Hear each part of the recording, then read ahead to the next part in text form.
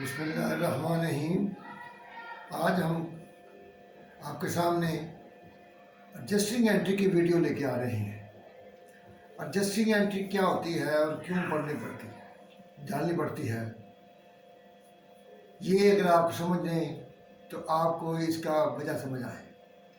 सबसे पहले बात यह है कि इसकी एक वजह है मैचिंग कॉन्सेप्ट, जिसमें हमने उसी साल की रेवेन्यू उसी साल के एक्सपेंस के साथ मैच करना होता है ताकि हमारा प्रॉफिट जो है उस साल का सही निकल आए।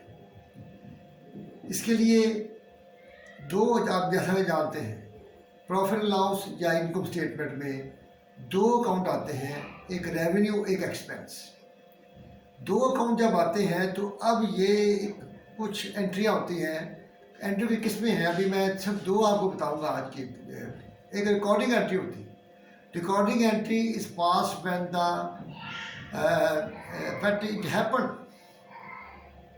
That money is exchange and goods are exchange. जब आपने पैसा दिया, गुड्स दी या सर्विसेज ली, सर्विसेज दी और आपने उसके एक्सचेंज में पैसा लिया और जाके, इसका मतलब है कि अगर आपने सेल की है कैश में तो आपने कैश टू सेल्स लिख लिया है, रिकॉर्ड में अगर रिकॉग्नाइज हो गई है, रिकॉर्डिंग एंट्री हो गई इसकी। अगर आपने सर्विसेज दी है तो उसके पैसे ले लिए हैं, कैश टू सर्विस रेवेन्यू, ये रिकॉर्ड हो गया। और इसी तरह आपने सैलरी, आज हम इसके एक चीज़ को डिस्कस करेंगे। तो इसका मतलब ये है कि आपने रेवेन्यू को रिकॉग्नाइज करना है जब वो किया है जो कि रेवेन्यू हम पैसा वसूल कर चुके हैं। बात में ऐसा होता है कि हम एक रेवेन्यू अर्न करते हैं, पैसा वसूल नहीं करते, या हम एक अपना एडवांस ले लेते हैं या एडवांस पेमेंट कर देते हैं। दो चीज़ें होती हैं। तो इसलिए आज की वीडियो में हम इसकी दो चीज़ें होती हैं, एक अक्रूवल और एक डेफरल। आज हम डेफरल को डिस्कस करेंगे सिर्फ, और डेफरल में जो चीज़ें आती हैं उसको हम एक्सप्लेन करेंगे। तो डेफरल में सबसे दो चीज़ें होती हैं, एक होता है प्रीपेड एक्सपेंस, एक होता है अर्नड रेवेन्यू। प्रीपेड एक्सपेंस क्या होता है? प्रीपेड एक्सपेंस होता है कि expenses are paid but it can not be recognized as expense because it depends on the passage of time और यूज़। ये डिपेंड करता है कि आपने उसको इस्तेमाल करना, या वक्त गुजर जाएगा तो वो एक्सपेंस हो जाएगा। मिसाल के तौर पर आपने इंश्योरेंस ली है, तो इंश्योरेंस जो है वो एडवांस पेमेंट करती है। एडवांस पेमेंट करते हैं तो आप इंश्योरेंस को प्रीपेड इंश्योरेंस में डेबिट करके कैश को क्रेडिट करते हैं। तो इसका मतलब है कि आज हमने जो पेमेंट की है उसका हमें कोई फ़ायदा अभी तक नहीं मिला। ये फ़ायदा हमें कब मिलेगा? अगर आपने 2 साल की इंश्योरेंस की है तो 2 साल ख़त्म होंगे तो ये it will become expense and asset will be excluded from the books of account. लेकिन इस वक्त क्या है कि जब हम रिकॉर्ड कर रहे हैं तो प्रीपेड एक्सपेंस टू कैश, तो हमारा क्या चला गया, हमें तो कोई फ़ायदा नहीं हुआ। इसका मतलब है इसकी benefits will be achieved in future में जब हम बेनिफिट अचीव करेंगे, हमें हासिल होंगे, तो तब हम इसे कहेंगे कि ये हमारा एक्सपेंस है। तो ये एसेट हो गया, तो एसेट को रिकॉर्ड करते हैं। अब इसके लिए आपको दूसरी चीज़ है कि प्रीपेड या डेफरल। डेफरल का मतलब क्या होता है? डेफरल का मतलब होता है पोस्टपोन। क्या पोस्टपोन हुआ है? Postpone the recognition of expense till passage of time और यूज़ ऑफ सर्विस। या तो आपने उसको यूज़ कर लिया है या उसका टाइम गुजर गया है। मिसाल के तौर पर आपने प्रीपेड रेंट दे दिया है, एडवांस रेंट देते हैं हमेशा, उसे कहते हैं प्रीपेड रेंट। वो आज दिया है लेकिन महीना ख़त्म होना जब, तो अगला ड्यू होगा, तो आपका एक्सपेंस कब होगा? फर्स्ट को आपने अगर रेंट दे दिया है तो वो प्रीपेड रेंट है, लेकिन 30 तारीख को या 31 तारीख को वो एक्सपेंस बनेगा, क्योंकि आपने या तो उसमें रह लिया, यूज़ कर लिया, तो या वो वक्त पूरा हो गया। अगर आप उसमें ना भी नहीं टाइम, अगर इसका मतलब है रेंट के लिए और इंश्योरेंस के लिए क्या होता है, पैसेज ऑफ टाइम, कि टाइम पास हो जाए तो वो आप का एक्सपेंस बन जाता है। लेकिन बात चीज़ें होती हैं कि वो यूज़ करने से उसका एक्सपेंस बनता है, जैसे एसेट है। तो अब आज हम शुरू करते हैं सबसे पहले मिसाल के तौर पर इस बुक के मुताबिक कि हमने प्री पेड जो है इंश्योरेंस या कोई रेंट पे किया। हम इंश्योरेंस से शुरू करते हैं क्योंकि सवाल इंश्योरेंस का है।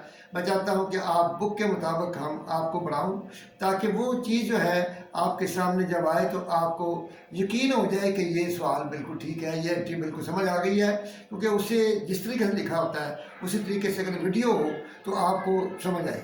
तो इसमें सबसे पहले हम प्री पेड यानी कि डेफरल में आज हमारा जो है वो क्या चीज़ है, डेफरल में देखना है, यानी कि एडजस्टिंग एंट्री में डेफरल और अक्रूवल हम नेक्स्ट वीडियो में देखें, इसमें डेफरल देखें। डेफरल में सबसे पहले आता है प्री पेड एक्सपेंस।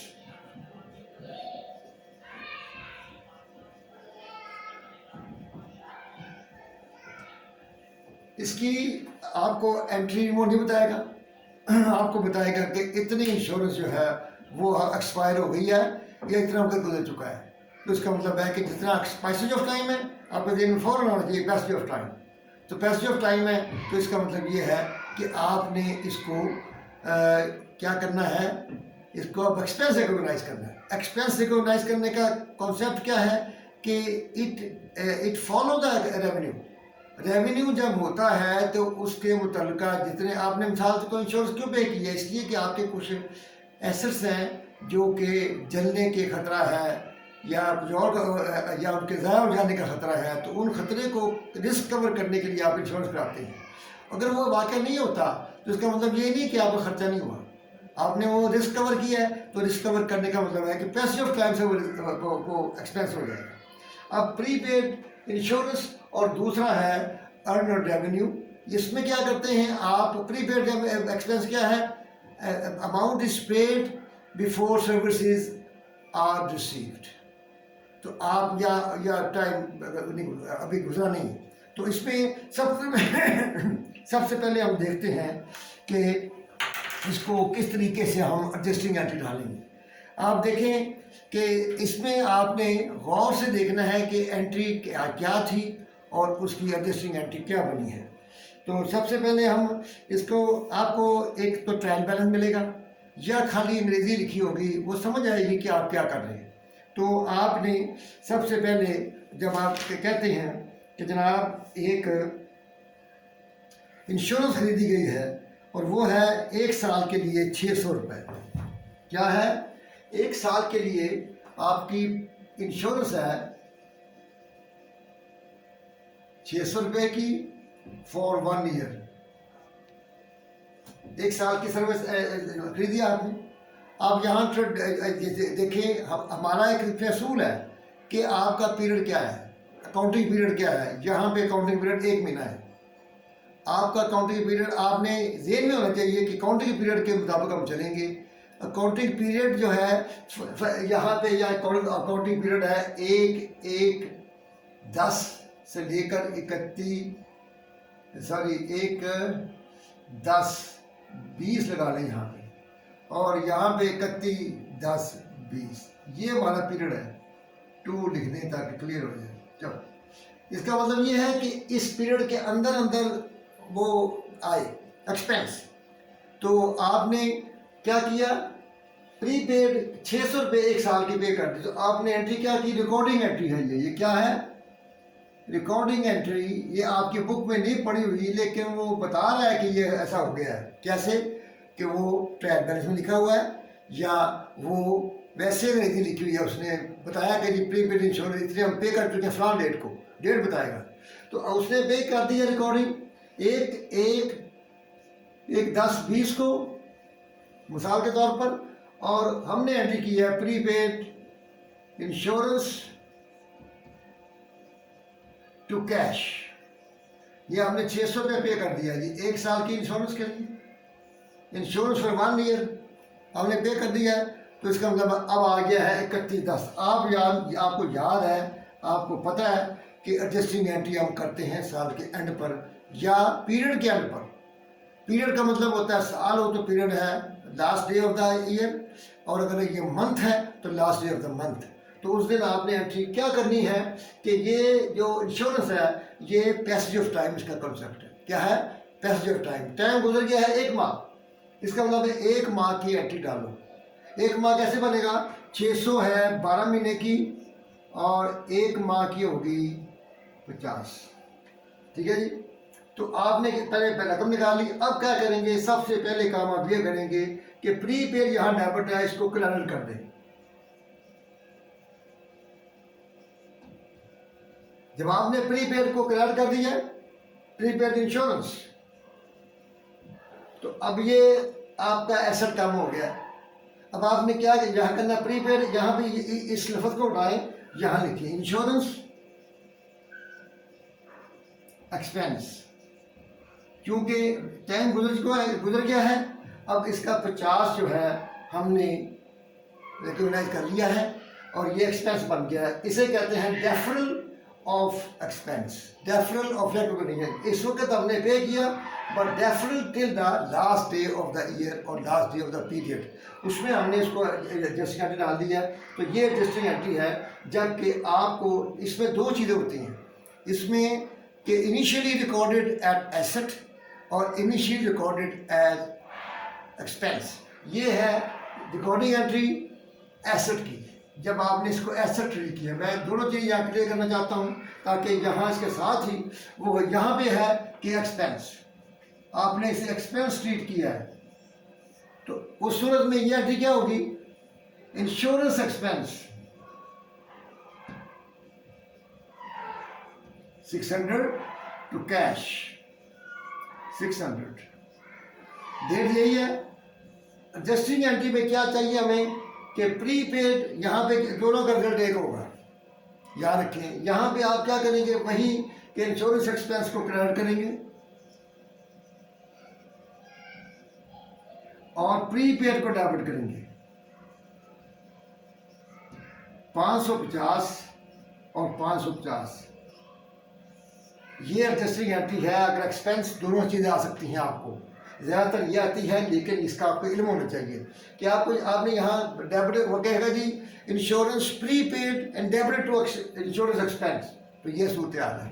वो कहे जी insurance paid and debit to prepaid, या ट्रायल बैलेंस में प्रीपेड लिखा होगा या ट्रायल बैलेंस में इंश्योरेंस एक्सपेंस लिखा होगा, या वो अगर वो लिखता है तो दोनों में क्लियर करेगा आपको। अब आप देखिए दोनों का रिजल्ट एक है, दोनों में 50 एक्सपेंस है और 550 जो है वो प्रीपेड है। इसमें देखें आप इंश्योरेंस एक्सपेंस का अकाउंट बनाएं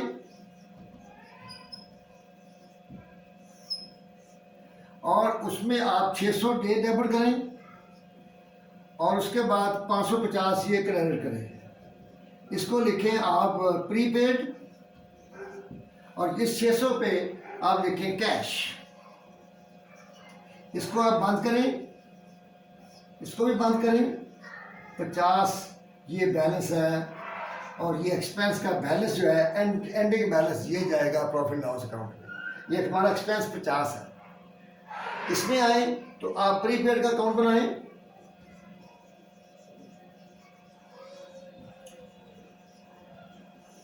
और उसमें देखें कि आपने प्रीपेड को 600 डेबिट किया है कैश, और इसके बाद आप देखिए कि यहाँ पे प्रीपेड क्रेडिट किया है 50 और वो है एक्सपेंस, और ये बैलेंस जो है 550 यहाँ पे होगा। तो यहाँ प्रीपेड का बैलेंस 550 है और एक्सपेंस 50 है, ये वहाँ जाएगा और दोनों का रिजल्ट एक है। यहाँ पे भी 50 है और 550 प्रीपेड है। इसका मतलब दोनों का रिजल्ट एक होता है। फ़र्क क्या है कि ये पॉलिसी है, पॉलिसी ऑफ द मैनेजमेंट के वेदर दे डेबिट एसेट और दे डेबिट एक्सपेंस। तो दोनों सूरतों में ये एंट्री होगी। तो अब हम ये इंश्योरेंस एक्सपेंस के कंसेप्ट क्या हुआ? पैसेज ऑफ टाइम, रेंट भी पैसेज ऑफ टाइम है। इसके बाद हम आते हैं नेक्स्ट हिस्से को और वो है सप्लाइज। सप्लाइज में ये होता है कि सप्लाइज क्या होती है? सप्लाइज ये होती है कि आपने कोई ऐसी चीज़ें जो आपको डेली यूज़ पड़ती है, अपने मैन्युफैक्चरिंग के लिए या अपने ट्रेडिंग के लिए डेली ज़रूरत पड़ती है, लेकिन आप उसे डेली परचेज़ नहीं कर सकते। आप उसे इकट्ठी परचेज़ कर लेते हैं और आहिस्ता आहिस्ता यूज़ करते रहते हैं। तो जब सप्लाईज खरीदते हैं तो वो एसेट होता है, आप एंट्री करते हैं सप्लाईज टू कैश। और जब आप साल ख़त्म होता है या पीरियड ख़त्म होता है जिसमें आप उसको बना रहे हैं, तो आप क्या करते हैं कि जितना बचा हुआ है उसको एसेट है और जितना इस्तेमाल हो गया वो एक्सपेंस।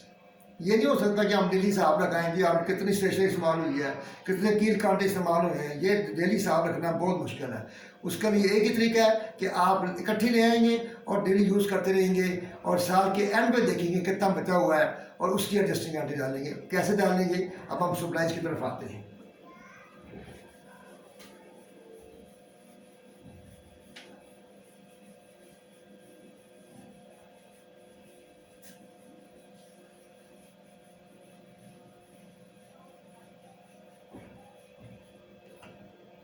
तो उसके लिए या यहाँ पे जो सवाल है उसमें वो कहता है जनाब सप्लाईज आपकी जो है 2500 की खरीदी गई है।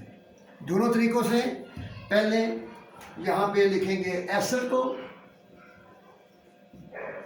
फिर लिखेंगे एक्सपेंस को। सप्लाईज जब खरीदी गई है एक 10-20 को, तो उसकी सप्लाईज की कीमत कितनी है, सप्लाईज टू कैश। ठीक है जी। यहाँ पे आपने सप्लाईज टू कैश जब किया तो उसने कहा जी 2500 की हमने खरीदी है, 2500 की खरीदी है।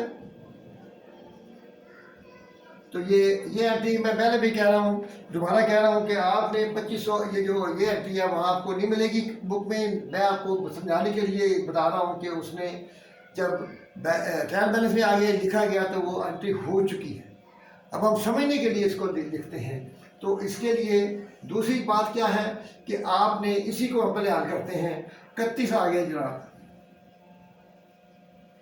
31 जब आया तो उसने कहा क्या बताएगा आपको, क्या कहता है। वो कहता है जनाब कि आपके पास जो है इस वक्त जो पड़ी हुई है ना 2500, an amount at the close of the business 31 reveals that 1000 of supplies are still on hand. 1000 की सप्लाई हमारे पास है। इसका मतलब है 1500 की इस्तेमाल हो गई। हम एंड ऑफ ईयर जाकर देखेंगे कितनी पड़ी हुई है, 1000 की पड़ी हुई है। तो हम क्या करेंगे इस सवाल में, सप्लाईज को वही तरीका है, सप्लाईज को क्लियर कर दें। पहले आप सिर्फ अकाउंट सही करें, अमाउंट बाद में आ जाएगी।